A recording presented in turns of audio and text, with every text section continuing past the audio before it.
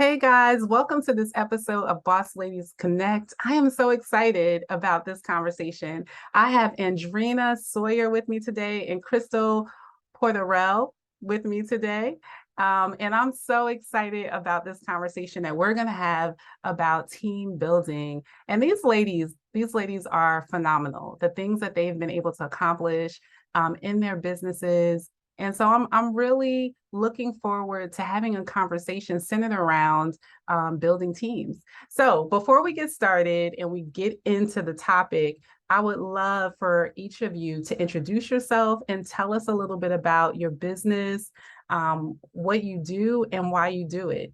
I'll start with Andrena.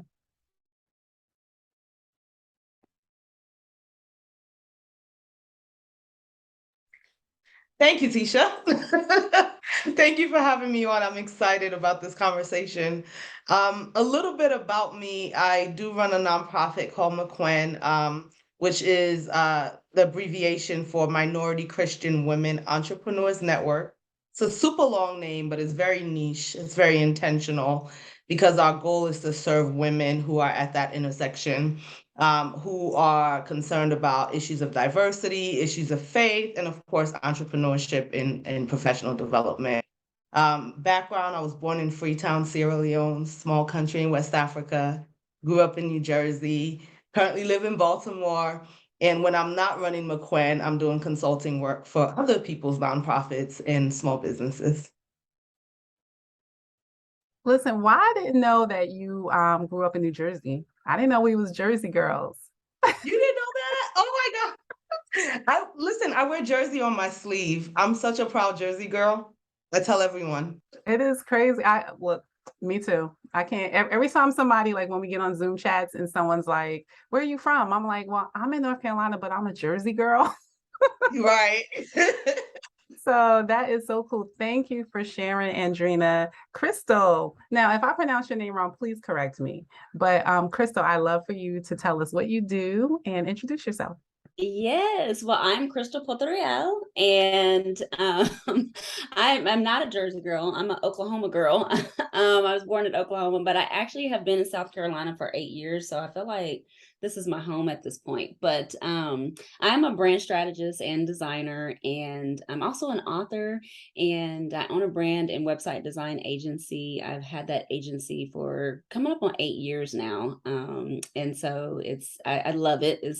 I'm passionate about the work that I do. I work with women almost exclusively now. Before I kind of went back and forth on that, but that's just where my passion lies. I like to help women build their brands the same way that I've been able to build my brand. So I'm excited to chat with you guys today. Thank you both. I want to say just a little bit about what I've been able to glean from both of you, which is one of the reasons why I wanted you to be a part of this conversation. Andrena, watching her, being a part of her network and watching her build this community in different chapters and in different states, and just having the ability to allow women to like gravitate to you and actually wanting to serve on your behalf and on your organization's behalf is a gift, right? To be able to do that. And I know that it's intentional, the way that you you move and you allow that to be created. So I'm happy to be a part and to also to see that, in work. And Krystal, I love me some Krystal. Every time, I love you too, girl. every time we get on a prayer call, so we're a part of a community together called Epic Fab Girl. And every time we get on the prayer call, Krystal has so much, like, I just love her heart for God and his favor, just like rest upon her. And the things that she's been able to do in her business in this short time, even though you've been in business for a while, but there's been like Yeah, a but short it time. wasn't really, given what it was supposed to get for 6 of those years. So really the last 2 years has been when I've just seen, some massive growth. Yeah, yeah. So I've loved seeing that journey. And so I know a part of that journey for both of you guys are building teams. And so I'd love to hear more about when you realized that you needed a team in your business. And I'll start with Andrena. Yeah, that's such an interesting question. But let me back up and say, first of all, thank you for being a part of MCWEN. One of the things that I prayed for when you're talking about people gravitating toward, you know, an idea or a cause, I prayed for a specific type of person to work with, and you just embody that. And so I'm really grateful for that. When did I realize I needed a team? I realized I needed a team with my first business, P.E.R.K Consulting, when all of a sudden the demand exceeded my capacity. So I thought I was good at what I was doing. I was comfortable serving maybe 2 to 3 clients. And then when 6 clients needed my services and I tried to juggle that and realized the quality of my work started to diminish because I was doing too much, that's when I realized I needed to build capacity, because I could continue to serve these people and provide mediocre support because I was tired, I was burnt out, or I could figure out how to start scaling by hiring one step at a time. It hit me maybe year 3 of entrepreneurship. I love that you brought that up, and I want Krystal to answer too. One of the things that it made me think about is how a lot of times in entrepreneurship, it's challenging to go from being a solopreneur to now managing teams and being an entrepreneur with people underneath you. And so we're going to get into that, like how that was and dealing with that. But Krystal, how about you? When did you realize that you needed a team? Kind of like Andrea was talking about, or Andrena, I realized that I needed a team when it was like, okay, I have all of these clients and I don't know how to continue to serve them mentally, because especially being in a creative space, it's like you I think people think you kind of just throw things together, but being in a creative space, you need time. So you need some margin in your days and in your weeks to actually complete projects for clients. And when I got to the point where it was like, I feel like I can't be creative and like I have a logo design to do and I can't do this because I am so busy and I'm thinking about all these other 10 logos that I have to do coming up after this. And so when I started to feel that mental, space kind of shrinking and creative space shrinking, was when I was like, okay, I need some help here. I need a team. So let me ask you, in knowing that you need a team, was there like a struggle with sharing your baby, so to speak, with other people? Because now other people have to be responsible for certain things that you can't just like put your hands on. How was that for you guys? Any one of you can answer. I will say absolutely for me, it was. And again, just with the creativity, I used to always say, which is crazy, I used to always say, nobody, I will never have somebody do what I do in my business, because I feel like my clients love me. They like my designs. They like the way I do it and that type of a deal. So when I actually started to say, okay, I need to hire people, I was bringing people in, but I doubled my workload when I started to bring people in at first, because I had my hands in everything and I was still saying, well, no, do it this way, and not really giving them that creative freedom.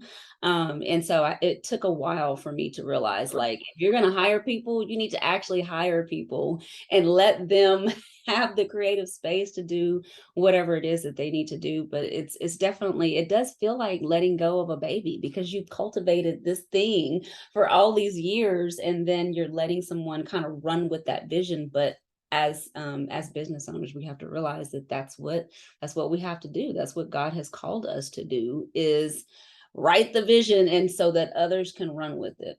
So And I'll echo that, and I'll admit I still struggle with that, Tisha, because there's this realization that I think all of us get to, which is that no one's going to care about your business as much as you care about it. And it doesn't matter how invested they are, you have a tie to it that no one else has a tie to.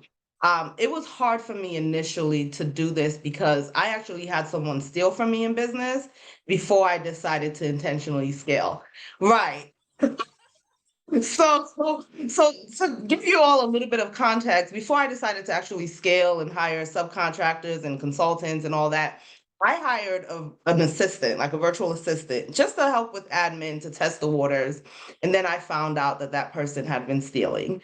And so getting over the hurt of that and then thinking about strategies for how to protect my business was like another kind of hurdle that I had to jump over, in addition to just the mental kind of challenges that you go through when you're trying to figure out, how do I relinquish control? How do I trust that people are going to follow through? But it's hard. It's hard. And to this day, even 11 years later, it's still a challenge.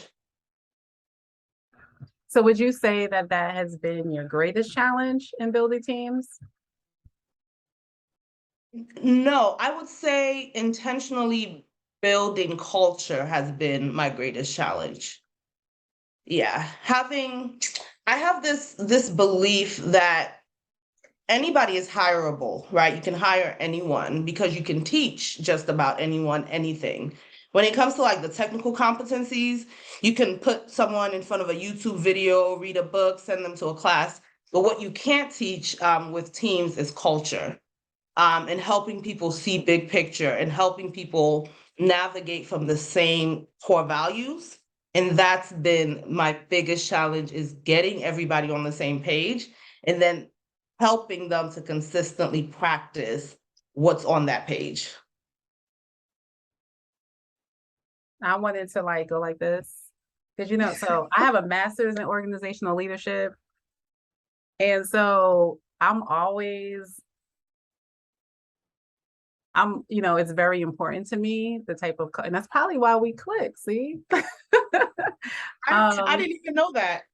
Yes, about building culture. And just the one thing I'll add about that, and then I want to go to Krystal about her greatest challenge, is that, it really is on the leader to create the culture that they want in the organization. And I feel like a lot of times I think that if a leader misses that, then it's not going to be created. You're just going to have people doing different things, and it's not going to be reflective of what it is, the vision that you have and the mission that you have.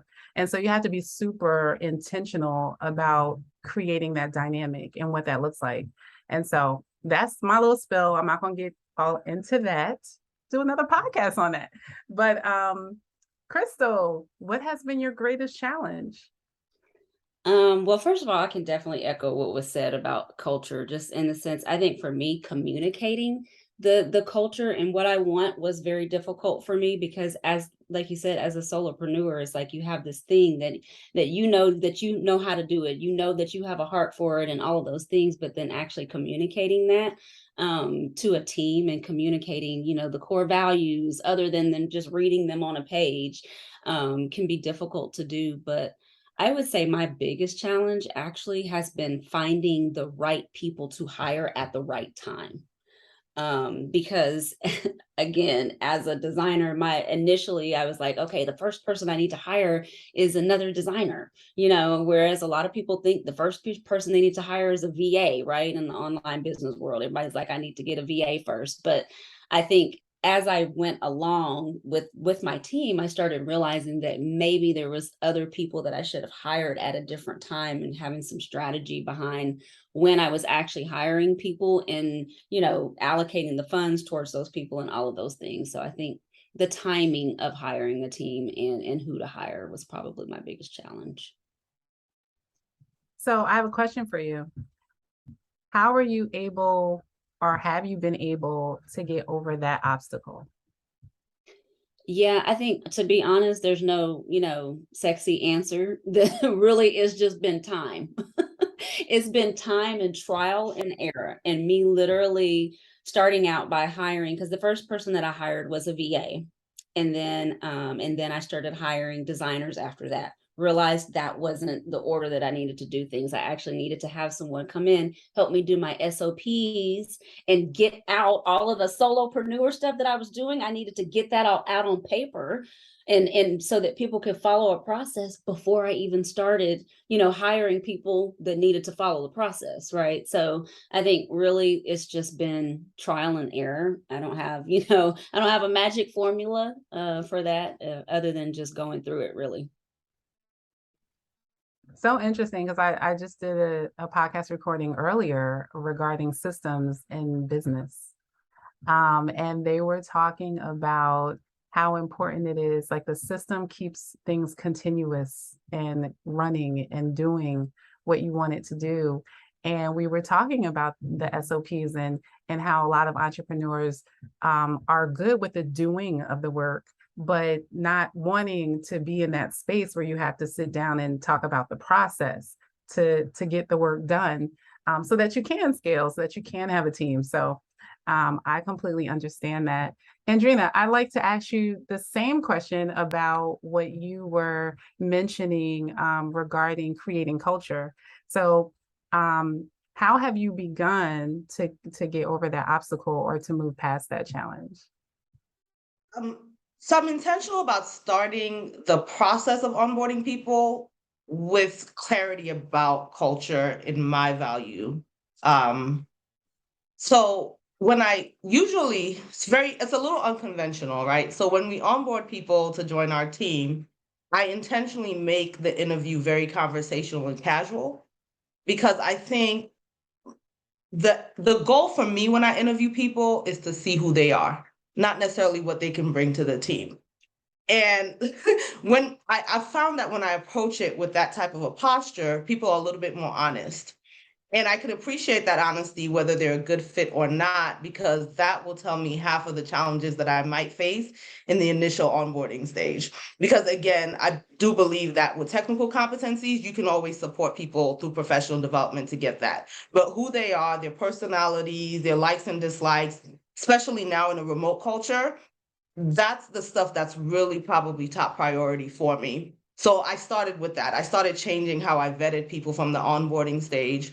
And then when we're talking about systems creation, the next step in making sure that people assimilate to this culture is making sure they have some kind of orientation. So uniformed orientation. Everybody gets the same thing, you get the same language, you're exposed to the same side of Andrena.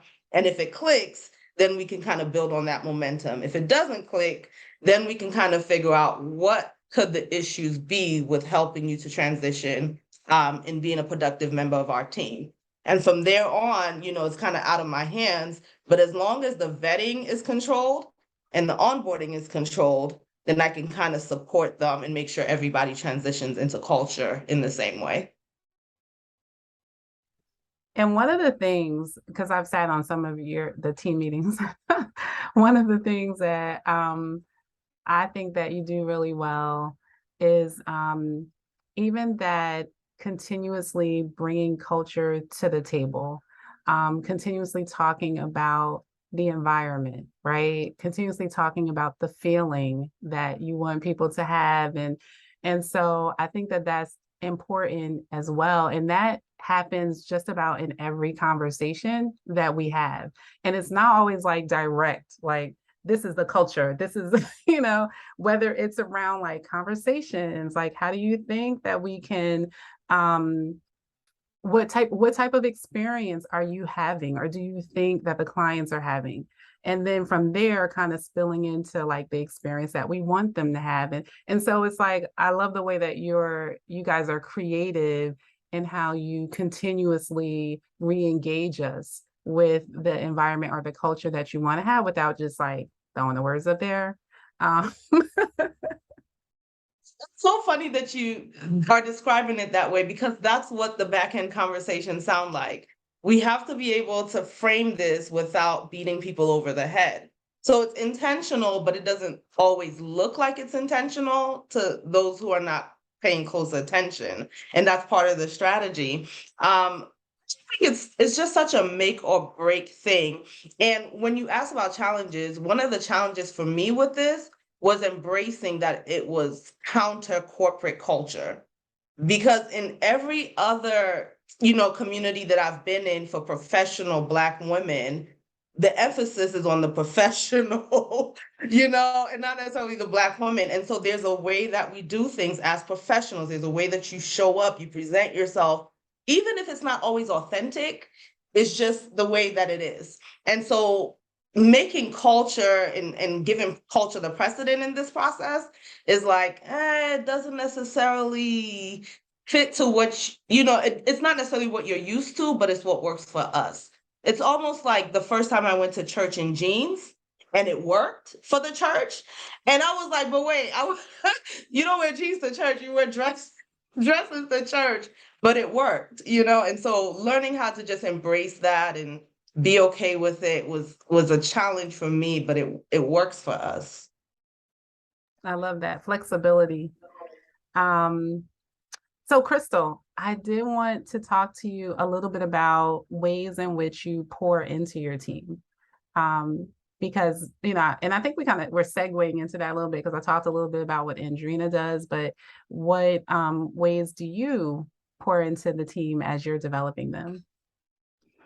One of the things we always do, well, first of all, I'll just say that authenticity is something that was coming up for me when you guys were talking. And that's one of the ways, that's how we pour into the team is, being authentic and saying, hey, what is it that you're actually struggling with?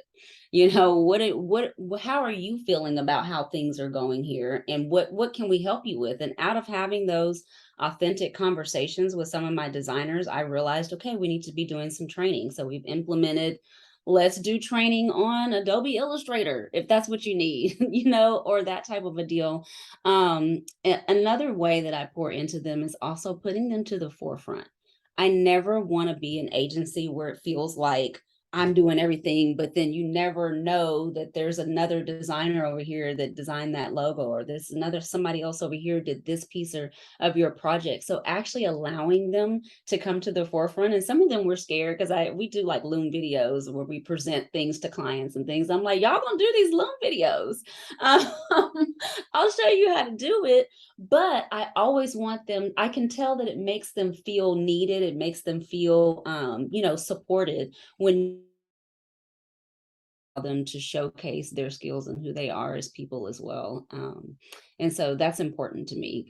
Coming from a military background, I know that it's easy to get lost in the shuffle and you feel like I've done something and I'm not being recognized for that, or someone doesn't know that I've done that. And so that's a really important thing to me when it comes to my team. I love that. And it also sounds like you are seeing them as individuals as well.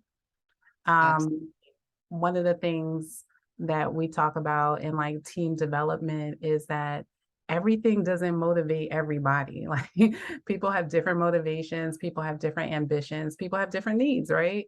And taking the time, I think when you talk about that authentic piece, taking the time to get to know them as an individual, their ambitions, what motivates them, and then being willing to be flexible as you can, because you can't do everything, but to institute some of those things that will allow them to thrive in that environment, right? To feel invested in that space. And so I love that you shared that. Thanks so much, Krystal. Andrena, how about you? Did you want to add anything? No, everything actually that you both said was what I was going to say. For me, it's the personality, just working on the relationship, not so much personality, but building relationship intentionally without crossing boundaries. So even a simple question like, how are you today? And actually waiting for an answer and not getting right to work matters, like that matters. And then also empowering people. I think for me, and I'm ultra sensitive to this, whenever there's a power dynamic in teams, like a hierarchy of sorts, people come in with a little bit of intimidation, and they're not quite sure how much freedom they have to be themselves. And so I found that when I try to intentionally empower people, they become more vocal, right? So it's not just about them responding and me being a taskmaster, but it's about them actually being like a productive member of the team. And what I've also seen is that those who feel really empowered then begin to empower other people, whether intentionally or subconsciously. And then all of a sudden the morale is better because everybody is thriving and being their best selves rather than just being an employee and someone that's being like managed. So good. I want to did you take these courses with me? Because empowering people, like the whole the whole premises or idea around leadership, right, is that you're building other leaders. Like you want people to rise to their best ability, and you want them to be able to bring other people along. And I think so often people, they get stuck with not wanting to build up the person, for fear that they're going to leave or they're going to know more or whatever the scenario may be. But it really empowers you. And I'm sure that you guys have heard the quote, like, you don't want to be the smartest person in your circle or in your team, and like the weakest person is going to represent like how far you go and what you're able to do. And so you want to be empowering and building everyone up, on your team. It only makes you stronger. So I'm loving this conversation. Okay, so can we talk? We've been talking about the challenges. We've been talking about like when you realized you needed a team, but how has your team benefited your business? Like what has been the blessing in all of this for you? And we'll start with you, Krystal. They have definitely been a blessing. Well, first of all, they've allowed my company to grow, but I will say that there's been some key positions that I have hired that have been like the gift that keeps on giving. Like they have set things up, like some of the foundational things in my business that will allow my business to thrive years from now. And I think that I look back on the days when I was doing everything by myself and I was like, nobody can do what I do and all of those types of things. And it's like, girl, your mental health was jacked up. Like you were busy, like all of these things. And I think, and I do communicate this to my team on a regular basis, that I am just grateful for them. The people that are on my team and also contractors that I have, because it's not just people that are like in the team, it's also contractors that we work with on per project basis. I'm always telling them, they're like, I don't think any boss ever says like, thank you this much, because they have literally changed my life. They've made it to where I'm not that person with my laptop in bed anymore. And so that has just been fantastic. So. Do you mind sharing a little more specifically, but not necessarily like telling everything, of like one thing that they did that is going to, because you said it's going to live on for like the life of your business. So if you can just give That an was one example of of my that. admin girls that I was talking about. But just that position overall, the one who I was talking about did my SOPs. She has set up, workflows and processes and things that literally, regardless whether it's that person in the position forever or not, those processes and things that she set up will live forever. And the way that she has taught us as a team how to do those processes ourselves as well, will live on forever. So it's really amazing. That was definitely, like I always say, that position of that foundational stuff was the gift that keeps on giving. I love that. You know what? So I have an administrative background, and I was working with one client, and we were actually working her podcast. And prior to that, I was just like kind of just doing my thing, right?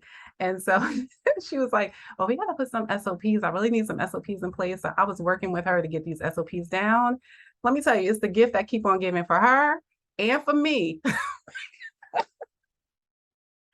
That nice little template I sent y'all. It's, so that does my heart good as someone who helped do that.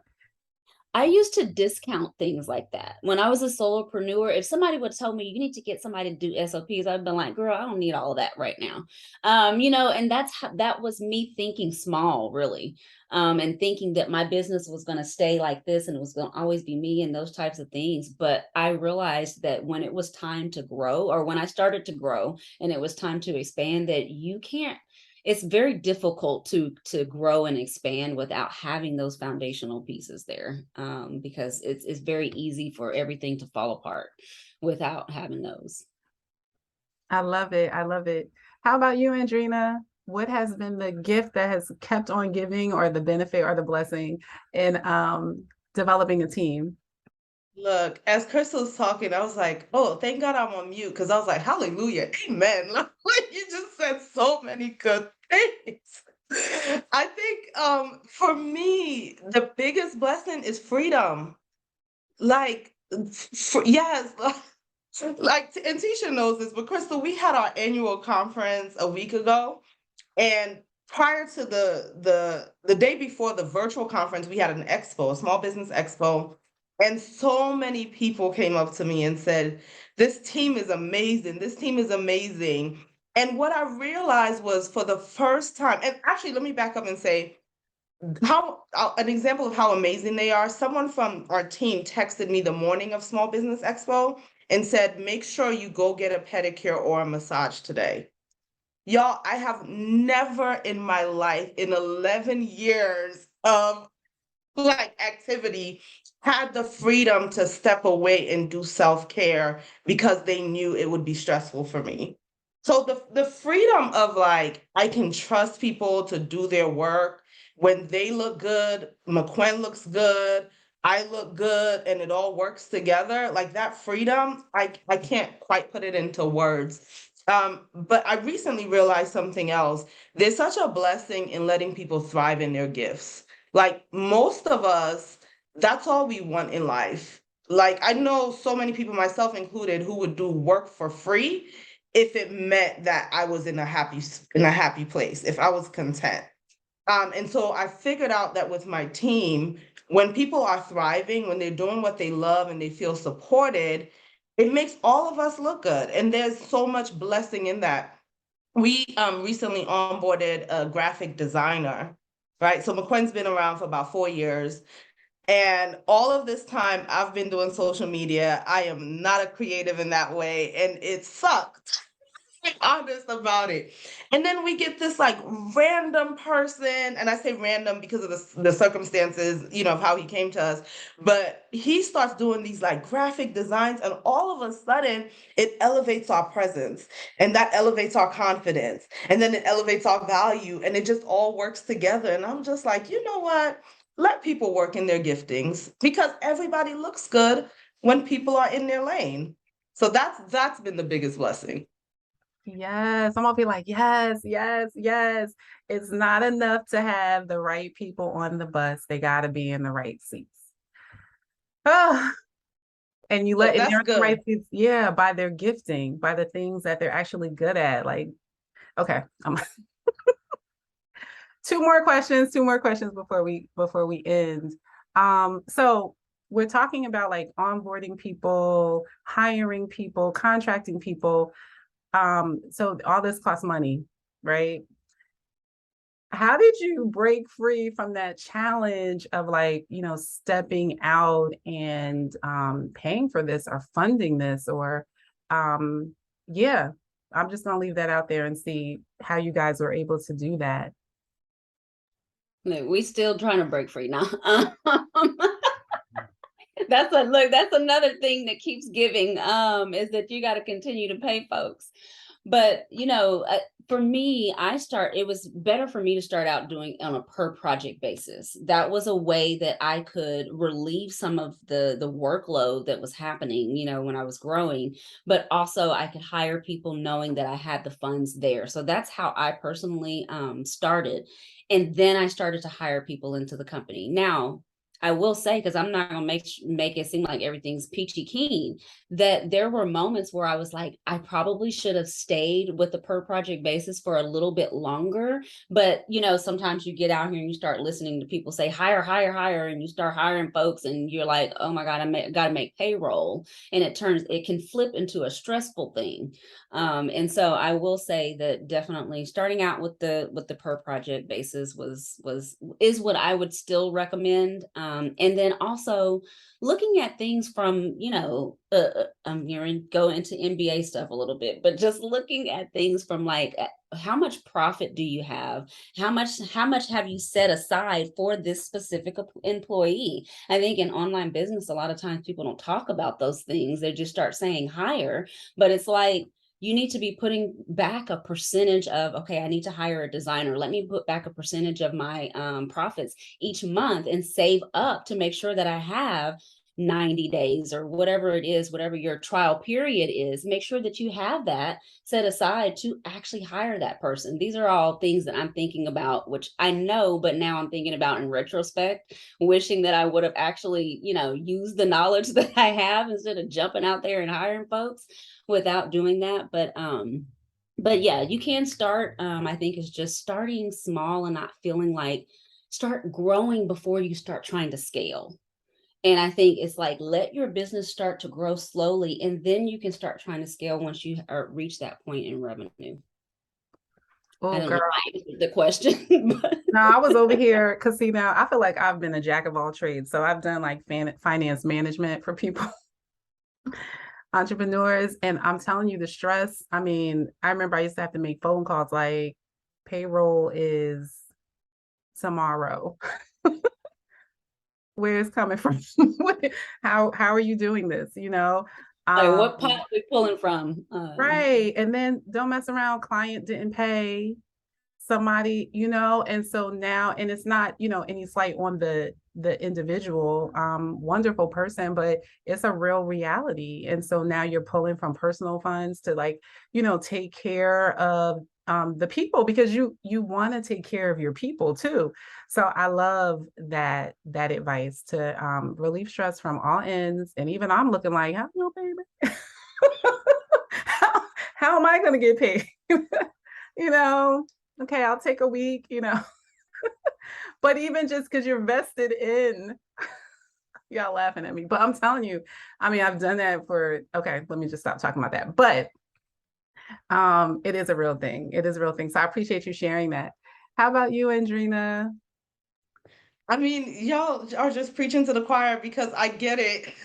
Like, I remember with Per Consulting starting out, the first set of employees sitting in the conference room and telling someone who just had a baby that payroll was going to be late, and it wasn't going to be tomorrow. It might be more like 3 weeks. And it just is so, like, it's one of those things I hope I never have to do again. But the reality is that's one of the hardest things is cash flow and payroll and all of that in finance. And when people hire, they think it's just about the paycheck that the person gets. But there are additional expenses that support that, right? There are taxes that you have to pay. There's equipment that each employee needs. There are materials, office supplies, things.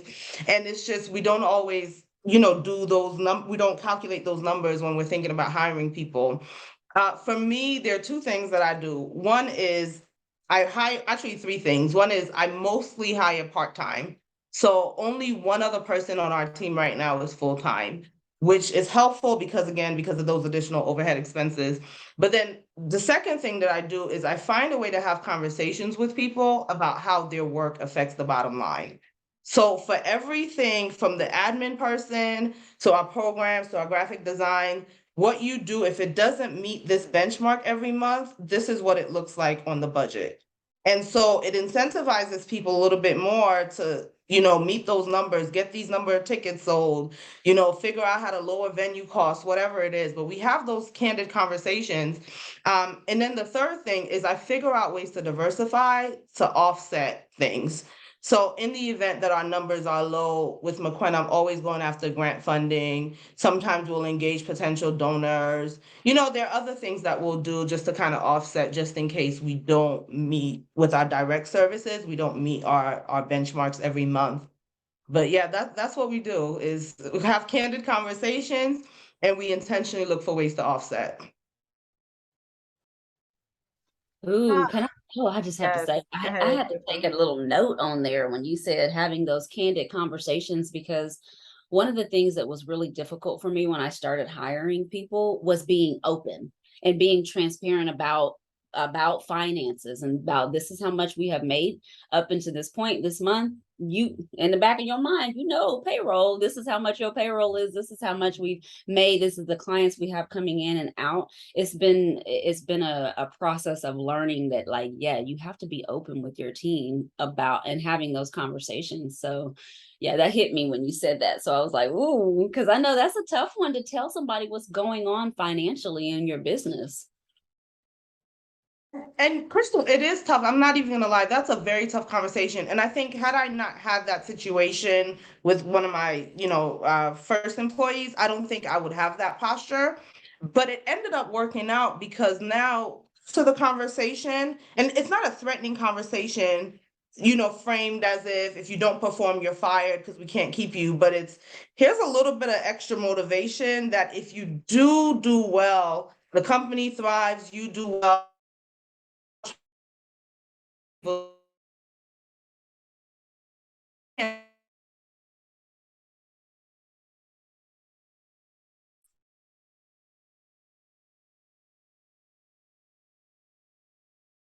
Hold So on, I are was you saying so so I was saying that yes, Krystal, it was a tough conversation, but I'm glad I had that experience. It was a learning moment for me because what I found is that I was partly driven by not wanting to be in that position. So just being transparent with people. If we were struggling, hey, so it's not unexpected. But then I found that it incentivizes people when they feel like they're a part of like kind of the back end process of everything. So I tell them, this is how we're doing.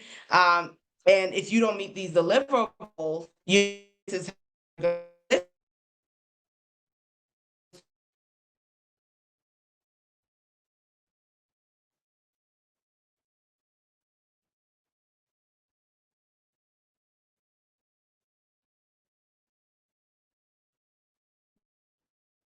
and that can only be good for you. And so I've figured out other ways to motivate people, like adding additional incentives there. So if, for example, everyone meets their deliverables, there might be a nice little, gift card or something, that quarter or that month for people. But all of those things, again, when we put it together, it's about incentivizing people to be invested. I love it. I love it. So, ladies, our last question, and that's also a team building technique, the incentivizing. For those who are like influenced by that, I'll just add that real quick. So, like some people may be concerned about title, some people may be concerned about money, some people may just want to get off early, like want to spend more time with their kids. And so, like just being able to know your people and to know what drives them, to want to give their all, and to be committed for the buy-in. That's the word I'm looking for. Okay, so last question. And then after you answer the question, if you could please let everyone know how they can reach you and get connected if they want to further speak with you. So the last question is, what advice or what is one thing that you wish you knew concerning teams or team building before you got started?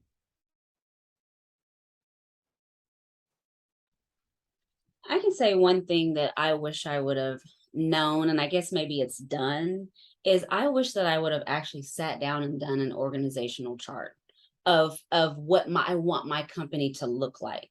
So taking the vision that I had of what it could be and actually putting that out on paper and putting people in those or putting, position in those places and understanding what I needed to have in order for the vision to take place. I wish that I would have actually put that down on paper before I started hiring. And so I would say, because then you can fill in dollar amounts, you can do all kinds of things with that chart. But I think that would be my biggest piece of advice for anybody that is thinking about hiring is, what is your vision and what positions do you actually need in order for this vision to come to manifest, right? And so that would be my thing.